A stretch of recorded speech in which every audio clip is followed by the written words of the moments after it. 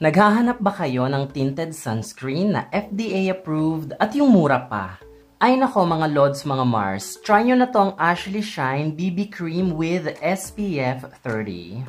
Meron lang siyang 2 shades na available, which is Ivory and Natural.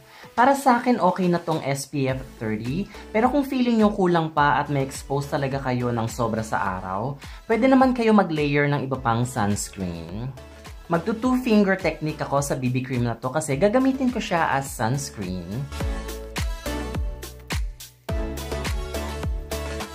Yan, blend lang natin ng maigi. So nabanggit ko nga pala na FDA approved to. Ito yung proof, yan. Naku guys, umiwas kayo gumamit ng sunscreen na hindi FDA approved ha. Kasi baka nilagay nila dyan SPF 90 tapos wala naman talaga siyang sun protection. At hindi lang yon, baka may lead, mercury, or kung ano pang harmful chemicals ang nakalagay dyan. Mag-iingat kayo. Ang dami kong nakikitang sunscreen na binibenta dito sa YouTube na di naman FDA approved. Baka akala nyo nakamura at nakatipid kayo, yun pala masama sa kalusugan niyang ginagamit nyo. Isa-set ko siya using this matte and oil-free compact powder. Ang ganda ng packaging niya ha, may kasama na siyang sponge.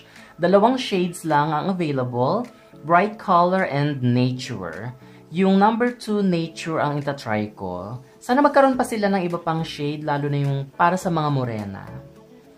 Very mattifying siya talaga at may blurring effect din. Meron din siyang konting touch of color. Okay na okay siya, knowing na napakamura nito. Oh, saan ka dyan, oh? Sino mag-aakalang mura lang yan? Boosh! Lakas maka-fresh. Wear test naman tayo. Grabe naman tong wear test na to. Sa arawan talaga. Grabe yung oily ko na. Super oily talaga yung skin ko. Pero pag gumamit na ako ng powder, okay na. Hanggang gabi tumagal siya. Di nagmo-move at di namumuo yung BB cream. Ben Russell approved. Nasa description box na yan. Kaya add to cart mo na, then check out!